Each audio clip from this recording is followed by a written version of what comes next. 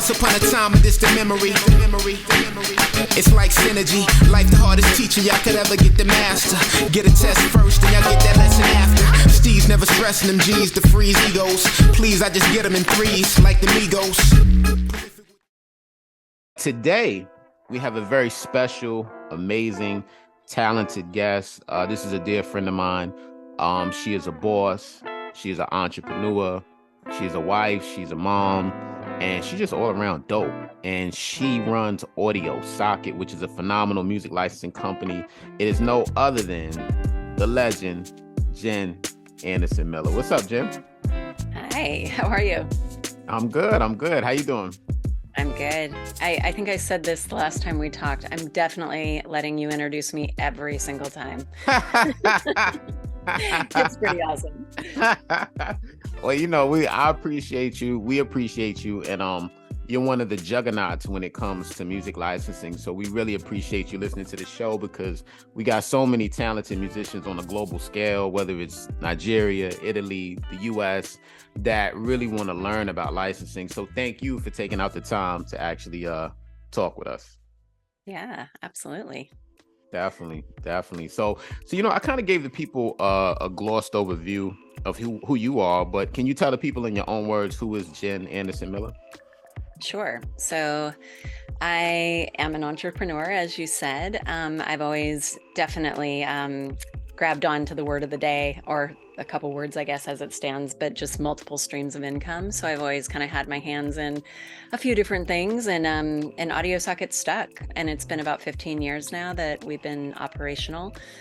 Even within Audiosocket, we actually have a family of brands, which is, to your point again, multiple streams of income. We have a film and TV arm of our business. We have a kind of an e-commerce user-generated content social platform, and then we have an integratable API.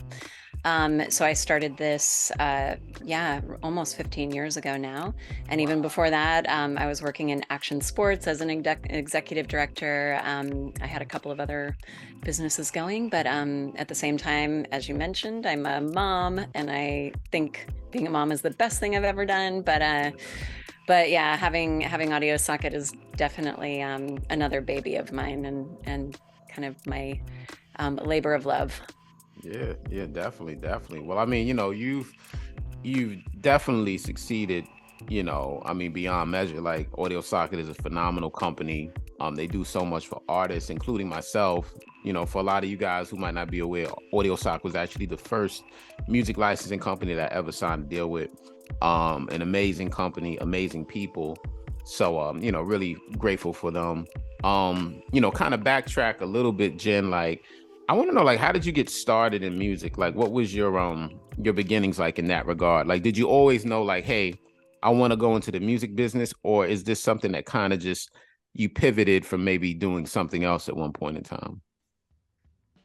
Since I was little, music has always been a passion of mine. I used to sing in choirs, and I did a band at one time, and my parents were very musical, and my cousins, so I always remember music being a huge part of my life, sitting in front of my dad's record player. But as far as working in the music industry, it wasn't something that I think I thought that's what I'm going to go do. And then when I was doing the extreme sports organization, I was in my 20s and in, quite honestly, just bars and places where bands were playing a lot. And I used to always discover new music. And so at one point, a guy that managed one of the professional snowboard teams had asked me if I could help clear some music. They were having problems.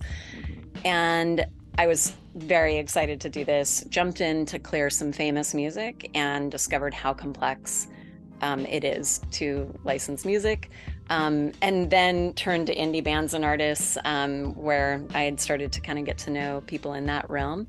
And that was really what led me down this path of music, is finding this hole, kind of this gap where it was so difficult to clear famous music, but then there were all these indie bands and artists, and I just felt like it was kind of a clear path for me to go and pursue. So yeah, one career into the next, I guess. Yeah. Wow. And that's dope. I like what you said, because it's kind of like, we had Jim Huswick on the show as well. I know you know Jim. And he said, Kyle, I'm a pivoter, so I think a lot of people, a lot of times, especially like with fate, destiny, what they're supposed to be doing, sometimes you might start out on one path, and it's not that you're going down the wrong path per se. You might just have to pivot a little bit to get you in the right direction. So, just kind of following those cues and knowing, hey, you know what, I'm passionate about this, I'm talented at this, and this is the way for me to go, you know. Life is pivot, right? I mean, I think that is a career. I think you probably across time figure out where what at Audiosocket I call it unique brilliance. It's where you love what you do so much that you want to do it all the time. And then I think you continue to iterate on that and probably find yourself across time with new interests, hopefully chasing those dreams, those interests, and that is the pivot, right? So hopefully you can do what you do best across each one. Absolutely. Absolutely. For all the artists out there, that's the key word too, pivot. Like, don't be afraid to change things up. I think sometimes people, especially artists, they can get tunnel vision. So they're used to doing things a certain way. But you got to think outside the box and think about different strategies and ways that you can maneuver to actually get the success that you want. So, like even something little, like I know hashtags are a big deal with artists too. It's like, they put in hashtags, but sometimes they'll recycle the same hashtags, and sometimes you got to look at that and say, all right, well, you know what, let me try some different hashtags to switch it up that might get more traction. So, always pivoting, trying new things, Yeah, so, definitely. yeah. So I had another question for you, Jen. I know that being a CEO can be very challenging. So there's as many wins that you have, there are some obstacles that you have to overcome. So could you kind of specify for the listeners, like maybe one obstacle that you had to overcome at one point in time on the business front that you really had to make adjustments in order to get where you wanted to go? So many. I mean, that's, Take your time. so many. But I think what I have kind of found a little frustrating, but now we're circling back, is when we started Audiosocket, we really set out to streamline music licensing in an indie capacity. So for independent artists, giving them opportunity, within, quite honestly, initially we were really targeting freelancers, indie creators who were having those same issues. So we launched a partnership with Vimeo in 2011, and it was really, I mean, a very innovative thing. Nobody had done anything like this, where music was now available to purchase online for micro licensing, as it's known today. At that time, it didn't even have a name, but really for personal use and for, $99 for a freelancer using it for a mom and pop shop, that kind of thing. So that was really exciting to innovate in that way and be the first to work on what's now micro licensing. But there were so many challenges and hurdles that it actually nearly killed us at one point. For example, the platforms really just weren't ready to handle licensed music. They didn't know how to differentiate between licensed music, unlicensed music. But what was very clear is that DRM technologies were sophisticated enough to identify the copyrights. So while that's a win overall, like artists, deserve sustainable careers, artists deserve for their music to be protected and therefore recognized in these systems, there was no actual way when people were doing the right thing to acknowledge that. And so fast forward now, a decade from when we launched that partnership, those platforms and systems exist now, but when we came out the gate, we were just quite honestly too early. And so we kind of had to retreat, and we did something else for a couple of years. So again, back to your pivoting and multiple revenue streams.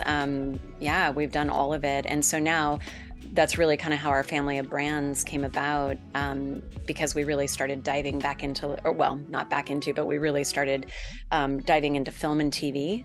While the ecosystem was working to build up.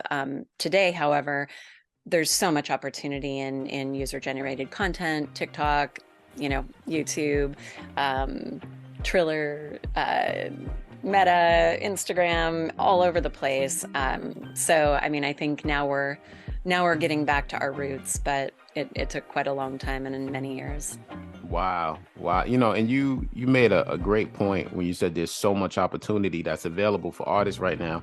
And you're right, because I think sometimes artists get discouraged, like they see, they might not be getting the results that they want. So whether they want a record deal, whether they want radio play, but I kind of feel like this time, this day and age that we're in right now is like the epitome of opportunity for artists, because you don't need a record label per se, right? It used to be back in the day, it's like, I had to get a deal. I had to get a deal. I remember pressing up like 2,000 CDs and driving around Queens, New York, selling them out the trunk of my car until I got a couple record deals. And that was the hustle back then. But now you can make something in your home studio, put it out online, goes viral, gets a bunch of streams, and you're doing okay for yourself, or get something in TV and film. So when you say that, yeah, it's so true. A song can take off on TikTok, and next thing you know, you got multiple placements. So a lot of opportunity out there, 100%. I agree with you, Yep, definitely.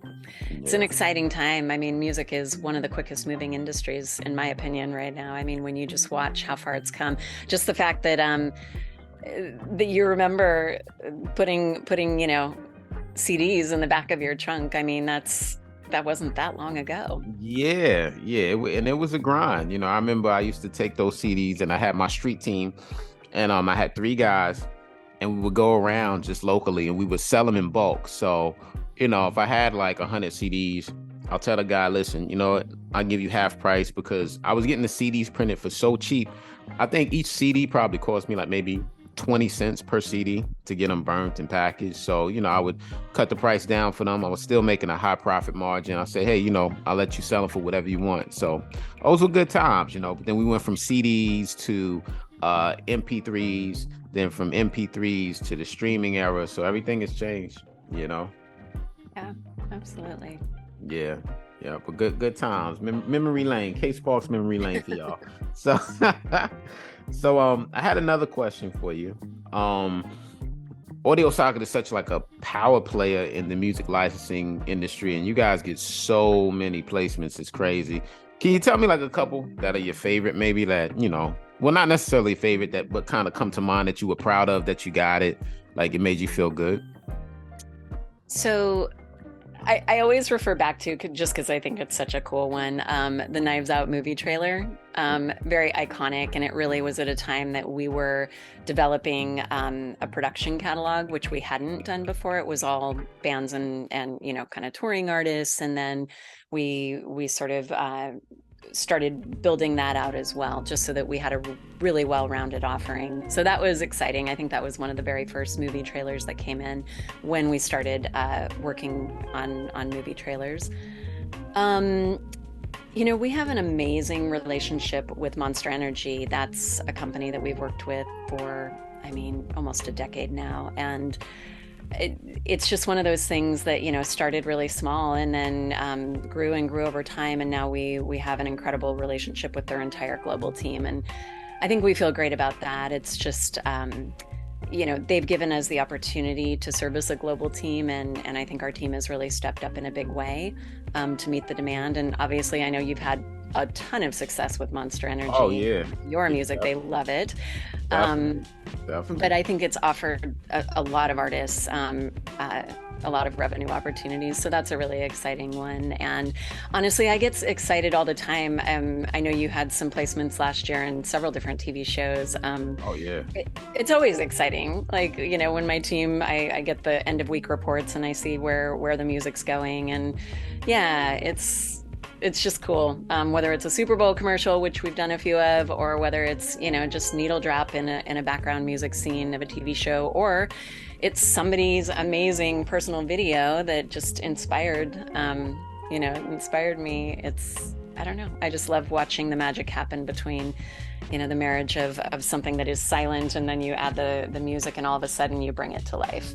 Yeah. Yeah. No, it's amazing. It's amazing. And like you said, I've had so much success with Monster Energy thanks to y'all. Just a lot of my songs being placed with them, and then even like last year alone, like we had a lot of NBC placements, a lot of major placements, and some a couple big ones coming down the pipeline too that we can't talk about just yet. Yeah, yeah. But we we got some goodies. We got some goodies coming down the pipeline. So yeah, definitely amazing success. One thing I wanted to ask you too, Jen, because I think artists really don't know the difference between these two things. And this is a question that they ask me because a lot of times in advance we'll have we'll just shoot out to our Discord, hey, we got this person coming on. So one question was what's the difference between a performing rights organization like ASCAP BMI and a sub publisher? Like, could you explain that for the listeners? A sub-publisher is working within the construct of the performing rights organizations, but they're actually working to get your music into sync placements in their territory. And so with the music, like our production catalog, we do sub-publish it. And so we work in different countries where we're not the primary representative, but we have companies similar to Audiosocket in these other countries working that catalog for sync. It is interesting. You do have to be exclusive to work in the sub-publishing realm. So we have both exclusive and non-exclusive artists. We can't sub-publish non-exclusive artists because they do go and register those titles, and then they care for them. They make sure that everything is flowing through, that they're making sure that the cue sheets are filed, that the placements are detected, that everything's again flowing through those systems. So they are hand in hand, but a performing rights organization is every country has one. That's really where the royalties are tracked and paid from. And then the sub-publishers would be the people that are placing in these territories, feeding those placements through the PROs, because most countries, unlike the US, really just pay via royalties. A lot of countries don't have an upfront sync fee, or they just pay the PRO for their country, and that gives them rights to any music, regardless of whether it's famous or not famous. That's how most countries operate. Well, that's a lot of gems right there. You dropped a lot of gems because a lot of people, they didn't understand that, the difference between the two. So that's important, definitely, to have that representation on a global scale, because they're able to make sure, like you said, that they're monetizing properly and that nothing slips through the cracks. So yeah, that's awesome. That's awesome. So another question that I have for you, we have a lot of singers, a lot of rappers, music producers that want to get into sync, and some of them have been able to get placement. Some of them don't even know where to start. So for the musicians that are just starting out, they want to get their music into TV and film, but they don't know like where to start. What's a word of advice that you would give to like a new artist like that wants to get into sync? Like, how should they get the ball rolling, in your opinion? There's so much information online these days that I would start with research and understand who you are in the world of music and in the world of sync, because companies like Audiosocket, most sync agents have sort of a niche. And whether that is film and TV or movie trailers or advertisements, or they work with jazz artists, or they, represent hip hop artists, we actually are a bit of an anomaly in that sense that we do kind of have that well-rounded catalog, but we're almost 15 years old. So, of course, that's part of the time that we've been around that's enabled us to kind of have a really well-rounded, diverse catalog. But I do always recommend to artists, I think for me, I take it really seriously if we're going to rep an artist. And so that's why we have non-exclusive and exclusive. If we're not quite sure if what you do is in our niche, we'd actually rather represent you non-exclusively, just so that we're not tying you up in a deal where we're not quite sure if it's the right fit or not, or if we have, the right creative briefs coming in. And then with exclusive artists, we're really kind of filling our sweet spot, I would say. And that's really where we feel like that artist, like, I know we represent some of your catalog exclusively. We know that we're going to have success. And so, yeah, I mean, I think it's research, it's seeing which agents are going to work your music the best. It's, figuring out where you can even submit to have your music represented. I think gone is the day where people recommend that anybody reach out direct to music supervisors. I think even the coaches out there, people like you and Ari, are telling people, music supervisors are hit up by everybody anymore, and their information is sold out there. So hitting them up individually is really not an effective strategy. Right. So figure out who's going to do best with your music, and understand too, like Audiosocket, we accept less than 1% of the music that's accepted or submitted to us. And that's both on the audition front as well as new music coming in. And we do that because we want to maintain the value that we have with the artists that we already represent. We're not adding music that's not kind of either hitting at or above what we've already got in those genres. And we're not trying to layer on music again that we don't necessarily feel we get requests for or would have success for. So do understand that, if you're out there and you're auditioning for a number of different licensing platforms, if they say no, then hopefully it's a pretty thoughtful approach to why. And it's not just no for the sake of no, but no because, we don't do well with this type of music, or no because you got to get your mixes and your mastering up to a certain level, and ask for feedback. If they'll give it to you, it's typically pretty awesome to get the feedback. Yeah, definitely. Definitely. Those are great points. And, I want to circle back on one thing that you said was key, like, call it R&D, like research and development. Do your own R&D, like go online, research these companies. Like normally they'll show like the artist roster. So for all those artists out there, click on the artist roster and see who's on that roster. I always liken it because I love basketball. You see my Lakers hat, right? I just love basketball. So everything's like a sports analogy for me, and that's how I look at like being a artist on a sync roster. Like when you look at that artist roster, if you see they got like 5 rappers, or as opposed to another company that has like 100 rappers, right? That you may be able to get a spot on that roster, right? It's like if you see a basketball team that already has 10 point guards and you're a point guard, don't go to that team, because you're not going to get a lot of playing time. So, just be mindful, like Jen said, do your R&D, research development, Google all these different companies, see which one you feel you would be a good fit for, and then reach out professionally. Like I agree with you 110%. Like there's an art to being able to network with people, and not everybody is good at that. So, don't randomly DM music supervisors on LinkedIn and just sending them Spotify links. They didn't even ask for it. And, and you're bombarding them with this stuff. Or, sometimes like I'll get emails and they're sending like 10 attachments and then my whole email is filled up. I can't download anything. So, just be mindful, be courteous, be respectful, and be professional. Like, they say, being humble will take you places money can't sometimes. So just your whole approach, and just being professional. So, a lot of gems, Jen, definitely. Yeah, I'll kind of add on that too. Most like music licensing companies will have a submission or audition process. And I would say, follow that audition process. I know it takes time. For us, we try to get to everything within 90 days, but quite honestly, it often takes longer than that. But understand that that's because every single audition is getting a good hard review. I think if we were just being flippant about it, then we'd get back very quickly. But I think we are trying to be thoughtful in our approach to those auditions. So, respect kind of what they've laid out as the process.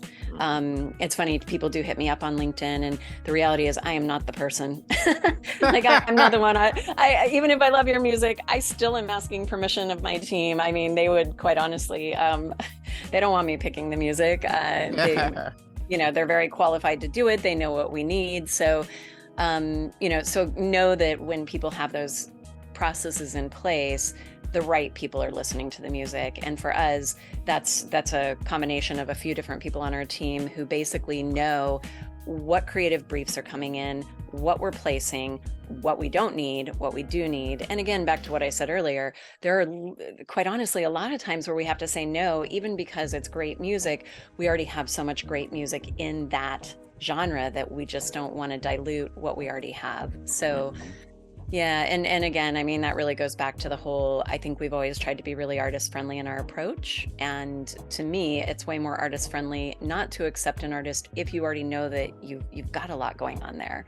Yeah. One other thing, we don't put our artist roster on the site, and it's mainly because over the years, people have just gone and tried to pilfer the artist roster, and we've seen that a number of times. And so, it's not easy for someone to come to the site and grab all of our artists and start kind of trying to bring them over to the next best thing, which is going to undercut us and our Hmm. artists and the money that people pay for it. Hmm. What I would recommend for our site, and I think a lot of similar sites don't have their full artist roster, is listen to the music in your genre. Do they have it? If they do, am I there? Like, am I at that level? So if you go and you hear K Sparks on Audiosocket, like listen to K Sparks. Are you there? And you're going to hear consistency usually. Like, is the quality? Well, if it's inconsistent, that's one thing. I think on Audiosocket, you're going to find a very consistent level of quality of the musicianship. You're going to hear the level of, again, mixing, mastering. A lot of times, that's really kind of the thing that puts it over the fence. So pay attention to those things, and yeah, and I think you'll have a good sense if you're a fit. Definitely, definitely. And even within that, Jen, like you said, so many gems, like mixing, mastering, like making sure that your music meets that standard. Because that represents you. Like your music is your business card. So you want to make sure you got the best representation possible. And don't cut corners, like make sure it's definitely a representation of you and what you bring to the table. So great points. Great points. Definitely. So I had just a few more questions for you, Jen. Um, now this one is, and I remember I'd asked you this before, but things change. It's a new year, so maybe you got a new one. And that is, what is your mantra? So, mine's is persistence wears down resistance. Collaboration is greater than competition. I love building bridges with new people. So is your mantra the same as last time? Is it new year, new you, 2023? You got people um, say that new year they start going to the gym and all this nonsense. They go to the gym for like a week, then they're done. So right, right. I think at Audiosocket, I think a lot about the way that we as a team collaborate and the way that we operate. And to be honest, even more so than, I mean, I feel like I'm trying to do a lot of things at Audiosocket that are moving the needle. One of them is I really try to sort of redefine what is corporate culture. And so for Audiosocket, we are very peer based. I want everybody to understand that it doesn't matter if you're the newest member of the team or the oldest member of the team, everybody makes an impact. And likewise with artists, my hope is that everybody comes in with the intention of making an impact. So I try to foster collaboration, creativity, impact, and really just empower people to kind of, I guess, push for their own dreams, their own trajectories, kind of back to that unique brilliance. It's something we do every year. We actually work through what is our unique brilliance, and are we there? Are we working in that realm to be the best us and to do the best work at the company? So yeah, I guess to sum it into a mantra, I guess maybe it's even a word, and that would be impact.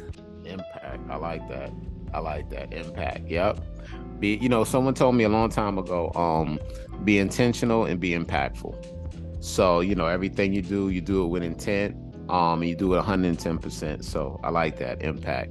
I might have to make that my third mantra. I don't know. It's good. I think really when you tell people, um, every time I interview somebody, I always say, listen, everybody on the team makes impact, and they do, and they make a lot of impact, to be honest. I mean, I really, um, I just love our team, and I know that they're out there with the best of intentions, representing artists. At the core mission is our belief that artists deserve sustainable careers, and our work is to support that.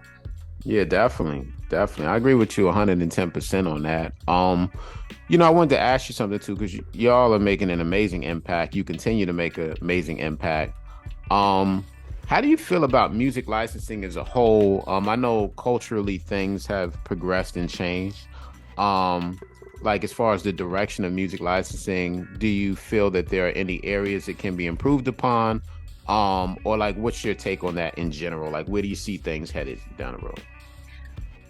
Oddly enough, music licensing is still so old school, and for 90, I don't know, probably 99% of music, it's still so difficult to license music. It's lawyers and process and multiple parties and sign off. So I don't think we've successfully addressed the issues with music licensing.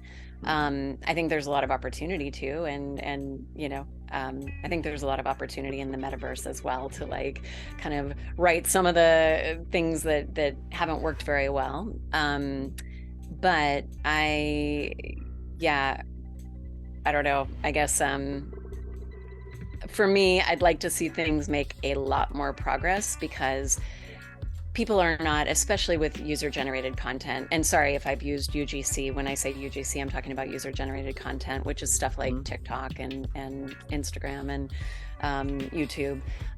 With user generated content, 99% of the world doesn't know that they can't just take a song and use it. Copyrights are very complex. People don't realize that, they can't just use music. And our systems still really don't have things set up in a fantastic way for that to happen because ultimately that license still is not there. So if that piece ends up going off somewhere bigger than someone expected, they Uh, will be hearing from the record label or whatever. So I'd like to just see things get further dialed in as we evolve, and there is a ton of money to be made in music within that realm. yeah.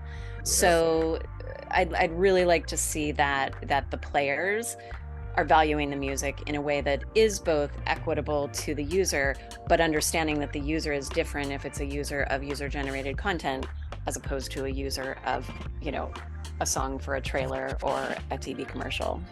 Absolutely. I agree with you. And we're so big on financial literacy here. Like that's key. Like that's what we always teach artists, like know your worth. And I always say then add tax to that. Like make sure that you're being fairly compensated for the work that you do. And that's one of the stark differences that I noticed like when I first started in music licensing, that I kind of felt like during that time period that at least artists were always, well, at least consistently fairly compensated. Um Now, there's a lot of different ways that companies approach it. I've got approached by a lot of companies too, where it's like you look at the paperwork and the math ain't mathing. It don't make sense. So, if you have a great song or you have a great catalog, I encourage every artist to know your value, know your worth, and don't let someone diminish the value of your content. Because what ends up happening if you sell yourself short, whether it's a bad contract, whether it's a bad split percentage, whether they're underselling you or undervaluing you, then I mean, you kind of start to lose value as an artist too, because I know that every artist wants to have their music in as many different libraries as possible. Because like when we talked about having multiple streams of income, but I don't want artists to jump out the window blindly, like, hey, well, I got my music in 30 libraries, and this library is selling my whole catalog for $10 a year. It's like, nah, brother. Yeah, Like you got yeah. have multiple streams of income that make sense, so when you're giving your music to these different companies, just make sure that they have a vested interest in your content and you as an artist to make sure that you're not being undervalued. And it can shoot an artist in the foot. We've actually had clients ask us to refund them because they found a non-exclusive artist of ours available in an all-you-can-eat catalog that was, Wow. pretty inexpensive per month, and so they wanted us to refund the money. And that's a really crazy situation. I mean, Yeah. we understand what the client is doing with it, and so therefore we're pricing it accordingly. So basically the way that we do things is if you're above 50 people or you're using it for anything outside of web, then you have to call and talk to a rep, because at that point there's very likely you should be paying more than, kind of our personal rate is, you know 15 to I think 21 a month if you pay monthly. And then our small business rate is, I think, sorry, I don't know them off the top of my head, It's all but right. call It's okay. call it 59 to 75 per month. Right. Once you're above that, you really should actually talk to a rep and figure out, is this going to be used in a TV commercial? Is it going to be used in, even a big media buy online? So that's how we kind of cut the lines. And that's back to the family of brands. We have ASX, which is our film, TV, video game advertising, what I call more of like your traditional licensing arm. And Hmm. that team focuses on that vertical. And then we have our e-commerce platform, which is intended to be very streamlined and simple for people who are just creating personal content. Maybe they have a YouTube channel and they can even monetize it, or small businesses that are, using it for small sync. And so we really kind of accommodate both of those things. That's awesome. That's awesome, Jen. And you just mentioned like, the different types of placements, like whether it's television, whether it's major film or video games. Like in your professional opinion, because I mean you've been doing this for so long, are there certain types of placements that tend to pay more? Like, would it be like movies tend to pay more, TV or video games? Like which would you say like tend to compensate artists that have like the bigger payouts or bigger budgets? Yeah, I mean, for sure, the film and TV side for us. I would say at the peak for us is trailer music, but that is not usually commercially released music. It's not bands, although they will use bands occasionally in a trailer. But a lot of times you get that, that big epic score, and that's really music that is written for that purpose. And that was, when we kind of moved into the realm of trailer music, we had to get new music. So that's at the highest end, as well as big TV commercials. Then under that would be sort of varying degrees of like promotional use. Typically, promotions are going to be, including web promotions, are going to pay more than like background music or in context, as we call it. So if your track is selected for use inside of a show, to be honest, it's really variable. I mean, it can be, we've had people that come to us for as low as a few hundred, and then, if it's a more featured spot, it can be many thousands. But in context or inside of the show itself, not promotionally, is Mhm. definitely going to pay less than if it's featured, highlighted, used in a title credit, or again used promotionally, advertorially. Hmm.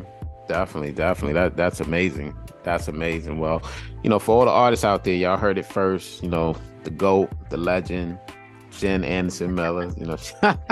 She put it down. She represented. So the last question, Jen, was a two-part question.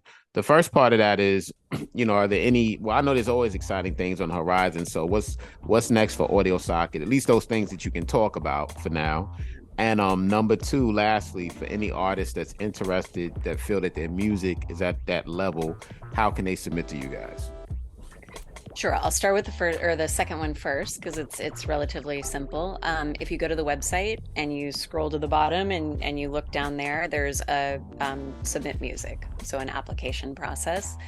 As I mentioned, please be patient because I believe, and we need to change this. It says you'll hear from us in 90 days, but the reality is there's quite a long queue. And so again, it really boils down to the fact that we do want to give it a good listen, and we do listen to all four tracks that you submit, but we have thousands of people submit. So be patient with us, and that's really the audition cycle. And then if you're accepted, then you receive an invitation, like a digital invitation. And then we have wonderful people. I know you adore Sarah. She's the one Yeah, who brought you on, and that's right. but we've got a lovely group of people that then work with you to answer your questions about the contract, about payments, about how it all works, PROs, all of it. And so then people kind of go through, either they review it and they understand it themselves, or they ask questions, and then they kind of go through the onboarding process. So auditions first, and then your second question about what's exciting and new. 2023 is just, it feels different. Honestly, I'm really excited, and I'm sure it's because coming off of the heels of two very wildly unpredictable years of COVID, this is the first year where I'm like, okay, feet firmly planted. The rug's not going to be pulled out from underneath me with another big lockdown. I feel Nah. great. Momentum's super high, but we also have launched some new partnerships, and the biggest one that's recent is with Canva. That's a program, well, or I mean, it's basically a platform for creators that can go in and they can create all kinds of different, I mean, whether it's a web video that you want to use for an advertisement or a PowerPoint presentation, you can find, fonts, you can find music, you can find videos, photos. So our music is now available to that community, which as of October, they hit 100 million monthly active users. And so that's huge. I mean, that's a tremendous amount of exposure. And what's upcoming is, as with Canva, these things take, quite honestly, oftentimes a year to get off the ground from the time that you're talking to the time of launch. So I can't say yet, but we have some really super exciting conversations happening with other partners. And so I would say I'm most excited about that. But we've also just had a lot of activity already in 2023 on the film and TV side. So to me, it's all of it. And then we service a developer community, and that's always exciting because we don't know where we're going with them, but into the metaverse for sure, and games and apps, and yeah. So I guess I'm excited about a lot of things this year, but